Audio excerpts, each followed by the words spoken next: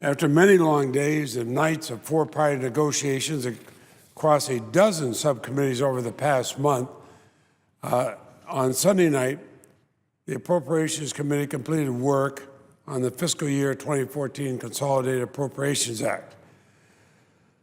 I want to commend Chairwoman Mikulski, without whom this would not have been possible.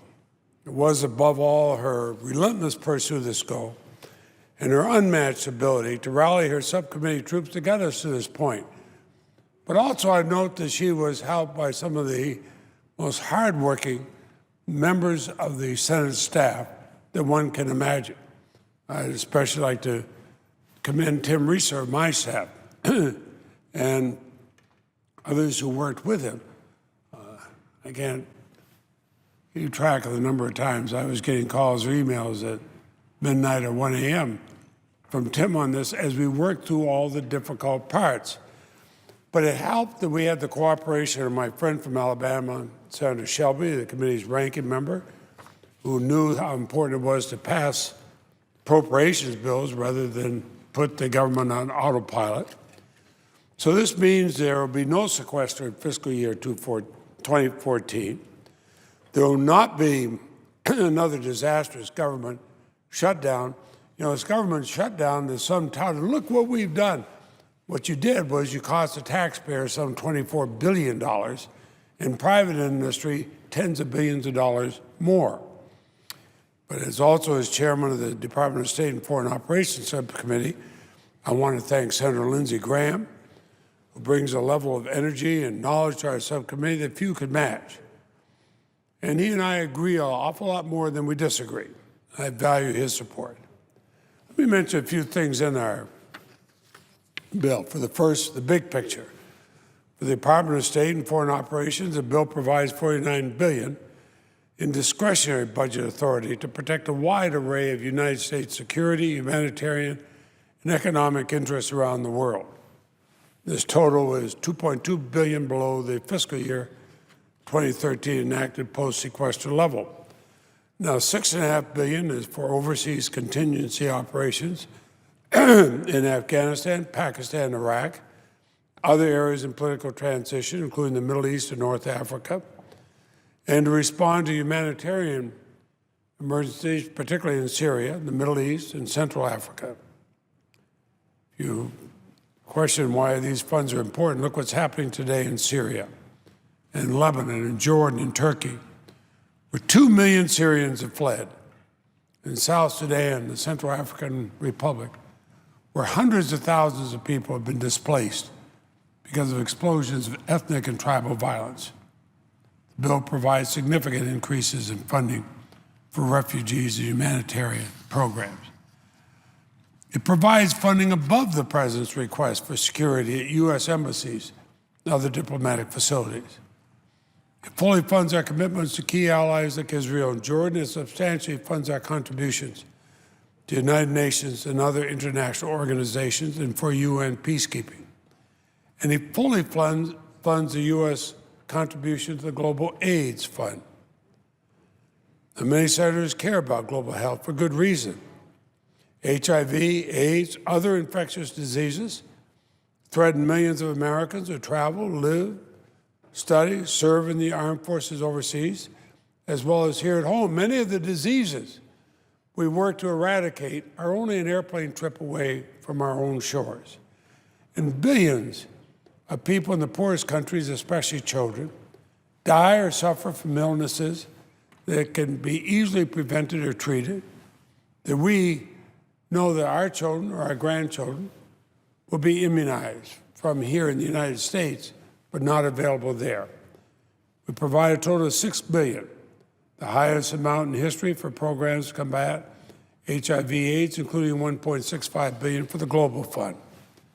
We have historic levels to combat polio, malaria, tuberculosis, and neglected tropical diseases. Provide $175 million for the Gavi Alliance, which provides life-saving vaccines to children in the poorest countries. For Egypt, which many have been asking about, the bill provides up to the amounts requested for fiscal year 2014, $250 million for economic aid, $1.3 billion for military aid. But, and seems to have been overlooked by many who've reported about this, so I hope they'll get it correct this time. The military aid is only available to pay current defense contracts, and the proceeds may not be delivered to Egypt unless the Secretary of State certifies there's a national referendum and the government has taken steps to support the democratic transition, and there are democratic elections, and a newly elected government is taking steps to govern democratically. These are the same commitments the government of Egypt made to the Egyptian people. And contrary to some highly inaccurate press reports, there is no waiver if the Egyptian government reneges on these commitments. These are the toughest conditions that Congress has ever imposed on aid to the Egyptian military. I thought I'd try to spell it out in case any of the press are listening, so that make sure we can have it correct. We want to see the restoration of democracy and respect for fundamental freedoms in Egypt, including the rights of women, civil society, and religious minorities. If the military continues its repressive tactics, arresting democracy activists, and does not hold free and fair elections, this certification will not be possible, and U.S. aid will be cut off. The bill cuts aid for Afghanistan by 50% from the current level. It has become abundantly clear that as U.S. troops withdraw, the security environment is worsening. The reality, coupled with the refusal of the Karzai government to sign a bilateral security agreement, and the widespread corruption in that government, and the diminishing ability to monitor how U.S. funds are spent, compel a more targeted, sustainable approach. Amounts requested for the Clean Technology Fund, the Strategic Climate Fund. There's some things I wish were not in here, particularly a House provision that would weaken limits on carbon emissions from projects financed by the Export-Import Bank and the Overseas Private Investment Corporation. We should be using public funds to support exports of clean, renewable technology, not to fund projects that worsen global warming.